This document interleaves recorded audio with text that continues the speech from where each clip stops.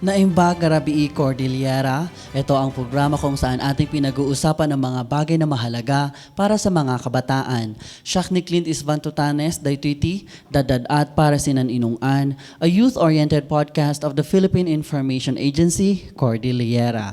And for this episode ay napakasaya natin dahil may kasama tayo na writer and an advocate for mental health. We have Ma'am Leslie Dulfo, isang writer, and yun nga nabanggit ko, talaga namang lumalaban para isulong ang advocacy on mental health. So bago natin alamin ang story niya bilang isang writer and author ng mga libro, kumustahin naman natin si Ma'am Leslie. Ma'am, kumusta naman po kayo? Magandang gabi, and I think okay na okay ako. Wala akong masabi masyado. Parang kakabahan yata ako or what. That's alright. Okay lang po yan. Ayan. So, ayun nga, nabanggit kanina na you have been working towards the advocacy of mental health and sa awareness ng community dito sa mental health. Kaya po kayo nagsusulat ng mga books and mga articles, ganyan. So, gusto po naming malaman, ma'am, kung ano po yung nagpupush sa inyo to write this kind of book na related po sa mental health. Actually, when I was young, gustong-gusto ko na magsulat. Mm-mm. So, naging coping mechanism ko hanggang lumaki ako. Tapos, after nun, when I had the hardships in my life, yun, nagsulat ako, and it was the most thing na na-enjoy ko. At saka feeling ko, pag nakakapagsulat ako, na yung nagiging magaan yung pakiramdam ko, and at the same time nakaka-influence ako sa ibang tao na mahanap yung hope within themselves na laban lang talaga. Ayan, so you want po na ma-inspire itong mga readers natin and of course sa mga viewers din natin. Saan po nyo ma'am binibase itong saan po kayo na-inspire na magsulat? Saan nyo binibase ang mga content or yung mga topics nyo po? Through experience for how many years? Siguro kasi matanda na rin ako. It doesn't look like, ma'am. Looking fresh pa rin Thank you. naman. Yes. Oo, pero yun, sa mga experiences and personal knowledge, and then research minsan din, and from people I've worked with sa mga non-profits. So, it's a combination of things. Parang yung pinagdaanan mo. Kasi you have to go through things talaga in order to realize na strong ka and may ma-share ka sa iba. Ayan, and I hope na makuha yon ng ating mga viewers, especially na ang ating mga Sana. kabataan ngayon maraming pinagdadaanan sa buhay. And they need yung mga ganitong information para mas lalong ma-inspire sila despite multiple challenges nga na hinaharap, 'di ba po? Okay, so with your experience as a writer or an author for mental health books, ano po yung pinaka-exciting part ng pagiging isang writer? Yung exciting part, yung may mga magsasabi na maganda yung sinulat mo, yung mga ganun. Na-inspire ako, na yung column mo, it helped me, mga ganun. Yung alam ko na mahirap, pero yung laban lang, mga ganun. So, it's talaga, parang it's an inspiration on my part also. Being able to inspire, at the same time, they inspire me to write also. Oh, that's very heartwarming kasi the mere fact na they're able to say na natulungan sila, na-inspire sila, nakaka-touch yun ng heart. Ma'am? Oo. Ayan. So, ano naman po ma'am ang pinakamahirap na part ng pagiging isang writer? I mean, kung Actually, sabi nila, it's really an advocacy rin, di ba? So, you don't really count kung magkano yung pumupunta kung bumabalik ba yung investment or ganun minsan. Yung book, Kung mag-ano ka rin ng book, you're not sure kung paano babalik sa'yo, and considering AI and yung mga gano'n, yung mga e-books na Totoo. preferred nila, ang hirap. Kaya nga we have also this writing advocacy sa DADAT. So, isa sa mga organizations with the City Live. Yun nga, kailangan i-promote yung reading and writing through Totoo. the books. Kasi nawawala na ngayon. Totoo. Lahat, observation ko lang talaga, lahat na lang is digital, yung ganun. Yes. Pero mas for me as a person, mas exciting pa rin yung magbasa ng with the books. That's why nagko-collect din ako ng mga books, and I really love that. Oo. Ayun. Anong kinokollect mo? More on science, kasi ako, ma'am. Science Sci-fi. fiction, mga Dan Brown, bakit napunta sa akin? Yun talaga. Ikaw yung interview ko. Ayun, so yun pala ang pinakamahirap, ma'am, sa part ng ating mga writers. And I hope na matulungan yung government natin, of course, is mabigyan pa ng support ang ating mga local writers kasi they really need the support. Yes, actually, marami tayong local writers. Karamihan din mga cultural writers. And I think they deserve a stage for that. Totoo. Especially outside the Philippines, ganon. Meron din. May mga initiatives right now with NCCA, pero yun nga, kailangan i-push through natin yung mga books. Totoo yan, ma'am. And yung magaganda pa sa mga local writers, magaganda yung stories nila kasi based talaga sa mga experiences, dun sa mga cultures nila. And it's really great na kung mas masuportahan pa siya, mas makikita pa ng mga tao kung ano yung mga, kunyari yung mga experience ng mga local writers, mga culture nila, yung gano'n, ma'am. Oo, at saka yung mga personal experiences din, mga inspirational and mga culture.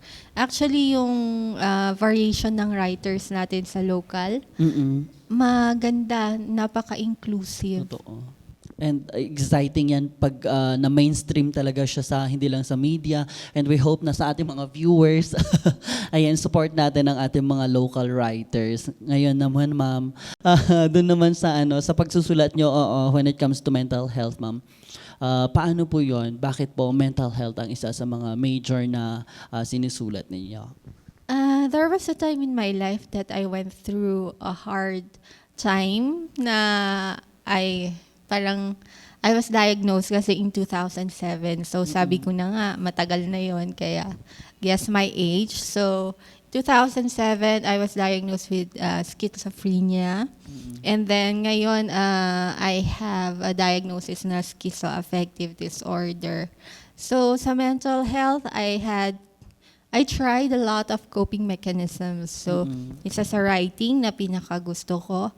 I had arts, I had dance, marami pa, pati exercise, mga ganun. So, pero ngayon hindi ko na nagagawa.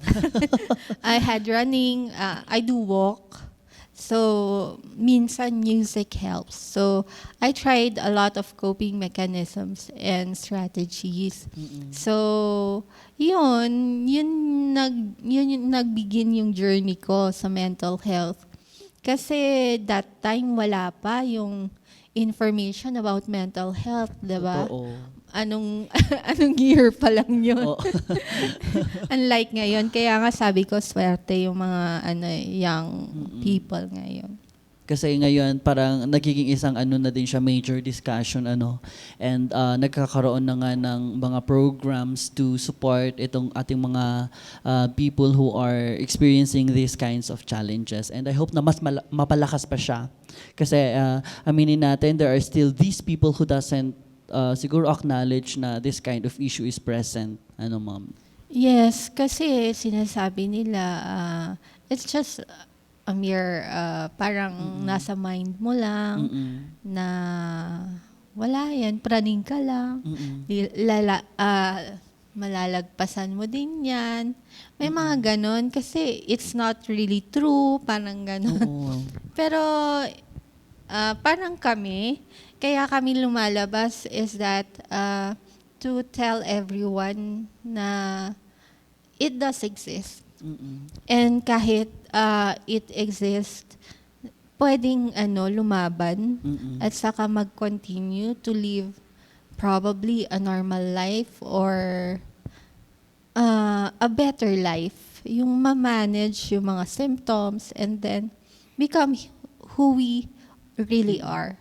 Eventually, inspire and be inspired din. Ayun, so I love that. Inspire and be inspired. Ayan, so with that, ma'am, baka may message po tayo sa ating mga young authors or mga young writers who wants to become writers also. Sige. Ang message ko for young writers, siguro continue writing. Kasi ang hirap pag nawawalan ka ng inspiration. Pero kahit sa mental health, you must find the inspiration within you. Kasi hindi lahat madali and there will be hardships along the way. Pero yung nasa loob mo, sabi ko nga, you must find the butterfly within. So, yun yung mga concept. Kasi may mga fireflies na nawawala na ngayon, di ba? Kasi sa labas sila. Pero yung mga butterfly na nagbibigay ng beauty, kung hindi mo makikita sa labas, you must find it within yourself. Ayan, so it's always finding in yourself kung ano yung mga bagay na makakapag-inspire sa iyo. Ayun. Yes. Ayun. So baka may mga tips po tayo, ma'am, sa mga writers kung paano sila magsimula. Inspired na yung mga yan eh. Oo. Alam mo, pag tips ng writing, parang tulad ako, I started nun, may mga theme writing pa lang. Oo, ngayon parang wala ng team writing. Oo, tapos may mga notebook na. Ngayon, digital na lahat Oo eh. nga eh. Ang dali, mag-AI pa nga sila eh. Madali na eh. Pero yun nga, ang tip lang, be yourself. Kasi yung writing mo, iba dun sa writing ng isa. And AI, sabihin ko na, AI is a tool. Pero iba pa rin yung human touch. Totoo, ma'am. O, kasi sa AI, very lang siya, no, parang objective, ganyan. Parang it doesn't have the heart. The heart. Yes. Oo, kasi importante yung heart ng tao, diba? It makes you human and human enough to feel as a person. And yung AI, nasabi niyo, ma'am, tool lang siya, no? Hindi siya, it should not run our lives. Diba? Yes, I do believe that. Ngayon, so we go back po, ma'am, doon sa mental health and as writing as one of your coping mechanisms. Ano naman siguro ang message natin, ma'am, sa community na they should be aware sa issues on mental health? Sa community, aware na sila actually. Ang raming programs. Sabi ko siguro yung awareness, next level na tayo, implementation ng mga programs na may impact. Kasi yung awareness natin, awareness is the first stage. Second stage is the impact. So, yung paano ma-measure yung impact na yun? So, we must go to the second stage, I think. And solutions-based. Kasi maraming reklamo, maraming comments. Pero kung nagko-comment ka at saka nagre-reklamo ka, anong gagawin mo? Hahayaan mo na lang ba na hanggang doon?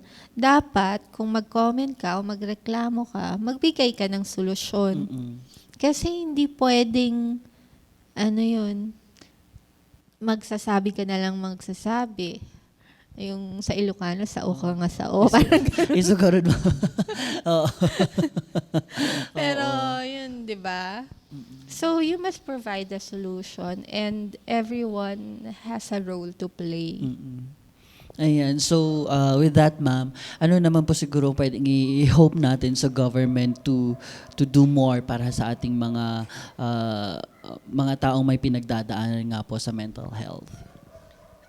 Maraming provision sa government, especially sa sa Baguio. BGHMC alone helps as a government intermediary sa medicines. City Health Services Office, maraming medicines minsan na pinamimigay. Recently, PhilHealth, may universal healthcare. So, marami. Pero, syempre, sa dami natin ng mga nangangailangan, kulang pa rin. And then, add poverty as a concept and as a reality. 'Di ba? Mahirap kung wala kang makain. Tapos may mental health issue ka. Anong uunahin mo? Syempre yung pagkain mo. So, yun, there are probably reasons and siguro sabi ko nga maybe we can go up sa mga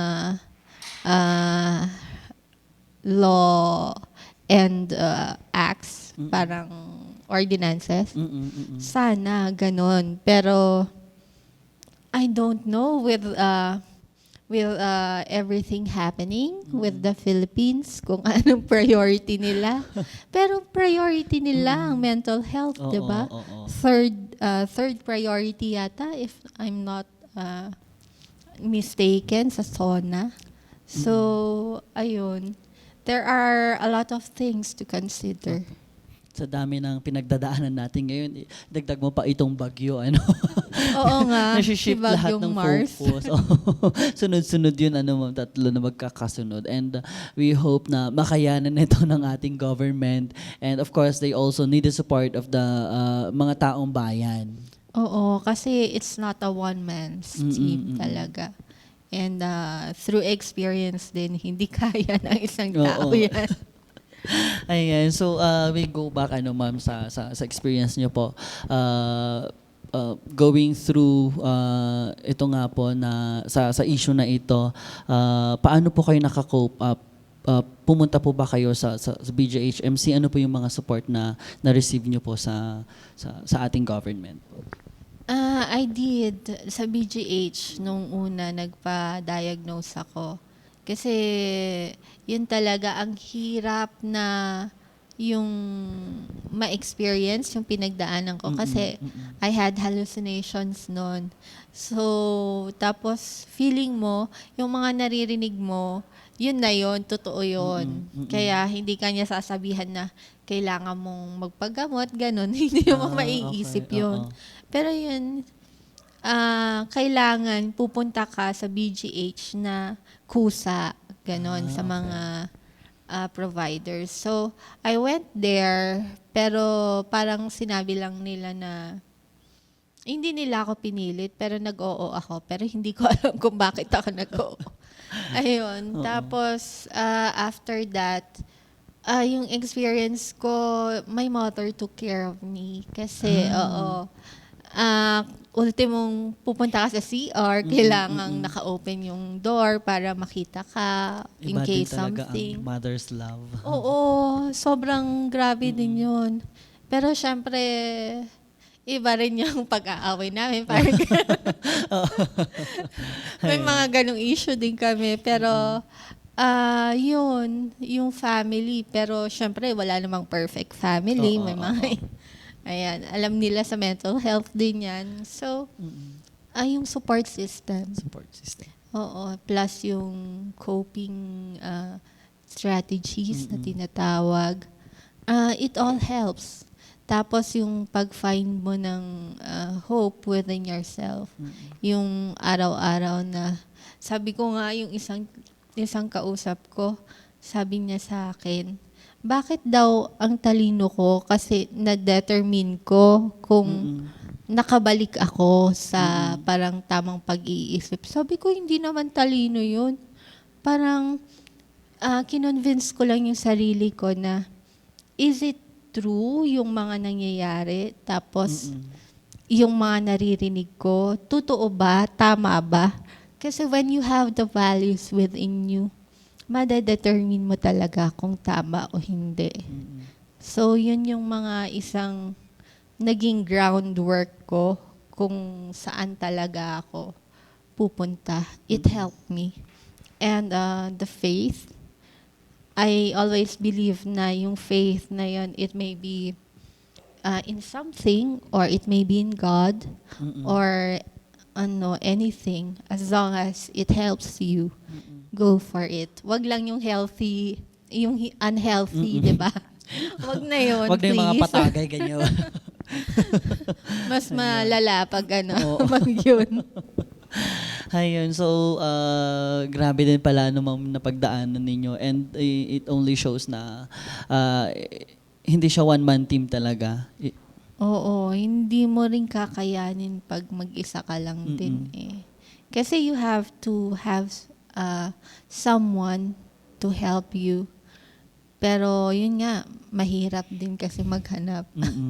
Pero you also need to go to a professional. Pero considering yung pocket money mo. Ayun, isa pang yun, isang factor So, na kailangan i-consider. marami din eh. Pero start with self-awareness. Yun siguro ang nakikita ko. Ayun. So, hindi lang yung sarili mo, kailangan may support system from the family, the government, and of course, the community as a whole. Ayan. So, sa naman natin, ma'am, may mga naging grupo ba kayo na naging support system sa during those times? Yes, marami nga eh. A few was I founded with certain persons. Sabi ko nga, they were good advocates din. Some were warriors. I mean, they also had mental health, heart and advocacies. Yun lang, sa akin siguro hindi ako leader. And considering yung stress and struggles ko as a person, minsan naapektuhan din ako. So, pero I had, nagsimula kami before the pandemic, we had Keep Going Baguio, we had Alpas Mental Health Community noon, and we also, I am under the Baguio Women with Disability, VP for Psychosocial Disability. Cooperative na upcoming sa PIDAW din, pero I don't know kung anong updates. I am a service user or patient ng representative ng Baguio City Mental Health Council. So, there are initiatives, ibig sabihin, within Baguio alone, ever since before the pandemic pa. And I hope na sa ating mga viewers who are also struggling ay makikonnect dito sa mga na-mention nyo na mga organization or na mga support system para matulungan din sila. Yes. We have this one na I promote yung anxiety and depression support group kasi sila yung pinakamatagal na, I think. And active din sila, ma'am, especially sa online. You can always message them and then they will provide talaga ng support. Yes, and they've been very supportive talaga in terms of programs. And they have the knowledge base and the manpower for mental health support. Ayan, so we're happy na meron talagang initiative na nangyayari na ganito para matulungan talaga ang mga people who are struggling sa ganitong mga challenges ng buhay. Ngayon naman, let's go back to your book, ma'am. If people who wants to siguro connect with you to buy your books, ganon, baka pwede pong i-plug natin. Just find me sa Facebook, my page ako, Leslie Dulfo. And then my online link through, nakalimutan ko na yung link ko eh. Lead Art Publishing. So, meron doon. And on November 17, I will be at Session Road para magbenta konti ng a few books. So, you can find my books generally sa link. Para dun na ang diretso. Oo. Mas mabilis. Yan din ang siguro isa sa mga advantage ng technology. Mas mabilis ang connection. Digital na. Digital. Pero tools lang ang mga to. Oo, tools lang. Ayan. So, na-mention ni ma'am, meron siya sa November 17 sa ano po? Sa Sa Session Road and sa Bookends pala. meron sa Bookends. Okay. Kay Ma'am Maricar. Ayan. So, you can always visit naman. And para makita nyo po ang kanyang mga works and hopefully bumili din po kayo para ma-inspire kayo sa buhay. Ganon. Ayan. So, baka may mga pa-message na lang po siguro tayo, ma'am, sa ating general public before we finally siguro cap this podcast natin. A lot of times sabi ko, we are not perfect persons. Pero despite everything, kahit may mental health issue tayo or mga laban lang talaga. And at the end of the day, we empathize with each other. We be kind kasi ang hirap dahil hindi natin alam pinagdadaanan ng isa't isa. So, as we move on, parang yun, laban at maging mabait. We become value-oriented. And, as always, find the light within us. Ayun. So, always find the light within us and be kind. Yun na lang, no, siguro, ma'am. Sa lahat ng mga tao, just be kind. It doesn't cost anything. Ayun. So, isa na namang napakaganda pag-uusap ang ating nagawa ngayong gabi. Kaya, hoping na marami pong natutunan ng ating mga viewers. And for that, lagi nyo pong i-follow ang Philippine Information Agency Cordillera para mas makita nyo pa po ang iba't ibang mga programs and mga services ng government and mga inspiring stories na fini-feature ng PIA. Available din po kami sa X, sa TikTok, and sa YouTube and sa Spotify. Nakikita po doon ang magagandang stories na pwede pong kapulutan ng mga aral. Maraming salamat sa inyong lahat and see you sa susunod na episode. Bye-bye!